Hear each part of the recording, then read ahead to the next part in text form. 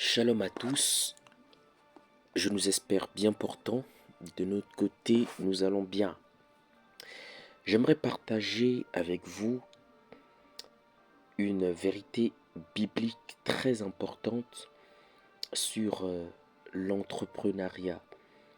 Comment la sagesse biblique nous amène à justement nous comporter face aux réalités terrestres et surtout économiques. Plusieurs personnes demandent à Dieu d'être béni, ce que Dieu fait, mais lorsque nous regardons le quotidien de ces personnes, pas seulement de ces personnes, parfois le nôtre, nous allons nous rendre compte entre les déclarations sur lesquelles nous avons dit Amen et la réalité que nous sommes en train de vivre, il semble y avoir un décalage flagrant.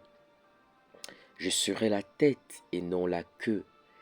Mais quand nous regardons en société, nous nous rendons compte que nous ne sommes pas souvent la tête.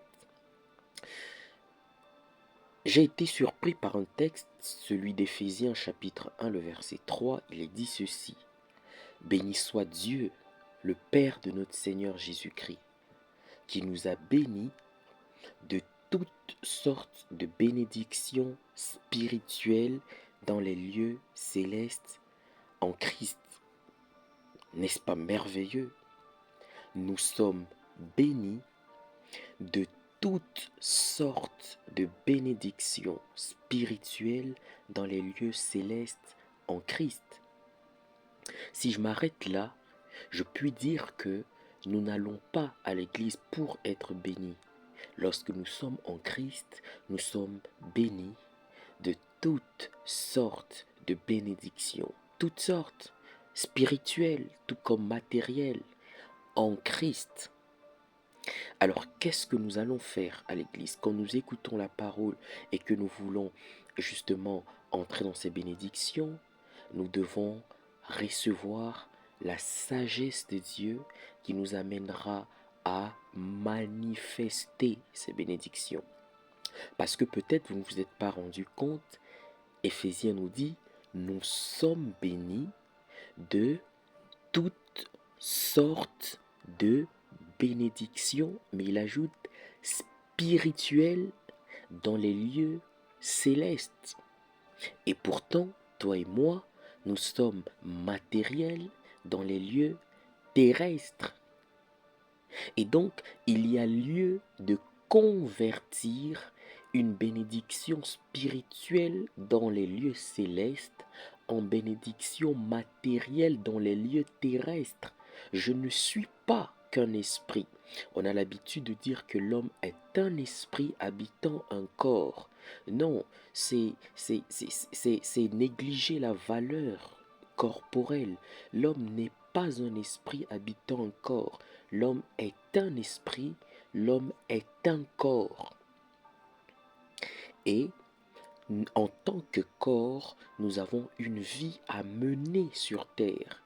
Alors, ces bénédictions qui sont spirituelles dans les lieux célestes se doivent d'être vécues matériellement dans les lieux terrestres. C'est ici que je rejoins Genèse chapitre 1, le verset 11 qui approfondit encore la question. La Bible dit, puis Dieu dit, retenons le verbe dire, que la terre produise de la verdure, de l'herbe portant de la semence, des arbres fruitiers donnant du fruit selon leur espèce et ayant en eux leur semence sur la terre. Et cela fut ainsi. Le verset 12, la terre produisit de la verdure, de l'herbe portant de la semence selon son espèce, et des arbres donnant du fruit et ayant en eux leur semence selon leur espèce. Dieu vit que cela était bon. Nous retenons l'adjectif bon. Quand nous prenons l'adjectif bon et le verbe dire, Dieu dit, nous avons et que nous entrons en latin, nous avons bon, bene, et Dieu dit, dicere en latin, ça forme le mot benedicere, qui veut dire bénir, bénédiction. Autrement dit, Dieu venait de bénir la terre. Tout ce que Dieu disait sur la terre, que la terre produise, etc., c'était des bénédictions sur la terre. Et la Bible nous dit, cela fut ainsi. Dieu a béni la terre et la terre a manifesté sa bénédiction et la Bible dit, cela fut ainsi. Tout le paysage était verdoyant. Mais je suis surpris. Oh, Genèse chapitre 2, au verset 5, la Bible dit, lorsque l'Éternel fit une terre et des cieux, aucun arbuste des champs n'était encore sur la terre, et aucune herbe des champs ne germait encore, car l'Éternel Dieu n'avait pas fait pleuvoir sur la terre, et il n'y avait point d'homme pour cultiver le sol. Oh, Genèse 1 nous dit que la terre était verte, mais Genèse 2 nous dit que la terre était déserte. C'est-à-dire, il est possible d'être spirituellement porteur d'une bénédiction, mais d'être matériellement dans le vide. Il est possible d'être spirituellement vert et d'être matériellement désert. Et c'est comme ça que plusieurs ont proclamé, ont reçu des bénédictions, mais la réalité qu'ils vivent semble contraire à cela. Je vais aller vers la fin et nous amener vers la solution. La Bible dit, lorsque l'Éternel Dieu fit une terre et des cieux, aucun arbuste des champs n'était encore sur la terre et aucune herbe des champs ne germait encore, car l'Éternel Dieu n'avait pas fait pleuvoir sur la terre et il n'y avait point d'homme pour cultiver le sol. Cela veut dire, pour que la terre spirituellement verte bénie libère le potentiel divin, la bénédiction qu'elle transportait, il y avait deux facteurs qui devaient être mis en jeu. Premièrement, le facteur matériel ou ressource qui était l'eau, et deuxièmement, le facteur humain ou le capital humain. Cela veut dire, en d'autres termes, qu'il existe une dimension de bénédiction qui se libère dans la vie d'une personne lorsque cette personne rencontre quelqu'un. La femme qui n'avait que peu d'huile a vu son huile prendre ou son commerce prendre de l'ascension, pas parce que le prophète a fait apparaître de l'huile dans sa maison, mais Dieu dira par la bouche du prophète, va chez tes voisines et demande autant de vases que possible.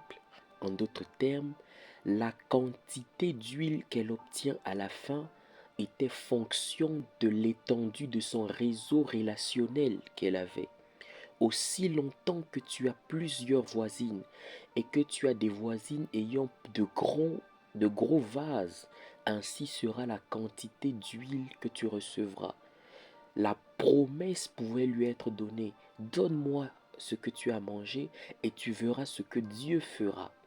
Mais si autour d'elle, elle n'avait pas d'homme avec elle, elle serait porteuse d'une promesse sans pouvoir la manifester.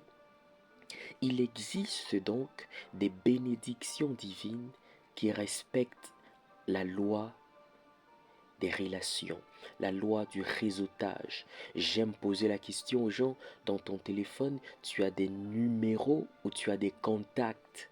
Car un contact, c'est celui qu'on peut contacter, celui dont on peut entrer en connexion parce que la grâce de Dieu passera toujours par quelqu'un. Au-delà de la loi du réseautage, il y a la ressource, l'eau. C'est la ressource qui vient booster le potentiel. L'eau peut représenter l'argent, mais encore le talent peut représenter la compétence que tu as. Tu as besoin de compétences. Et j'ai l'habitude d'illustrer cela. Lorsque Jésus et Pierre doivent entrer dans le temple, Jésus dit à Pierre, va pêcher et tu trouveras dans la bouche d'un poisson 2 statères, prends-les et viens payer l'un pour toi, l'un pour moi. Jésus n'envoie pas Pierre aller s'aimer, récolter du moins. Jésus n'envoie pas Pierre aller vendre, il l'envoie pêcher. Pourquoi?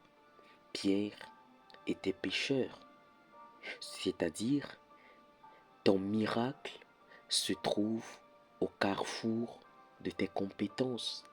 C'est justement parce que Pierre était pêcheur que son miracle l'a attendu là où il se sentait le mieux dans ses compétences. Qu'est-ce que tu sais faire?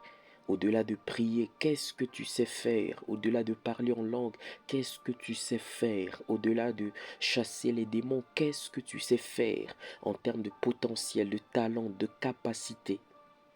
Si ces deux ressources, les relations et le potentiel, sont en toi, tu enfanteras les promesses et les bénédictions matérielles que tu as déjà reçues spirituellement. Que Dieu te bénisse et te fasse prospérer dans tout ce que tu entreprendras. Amen.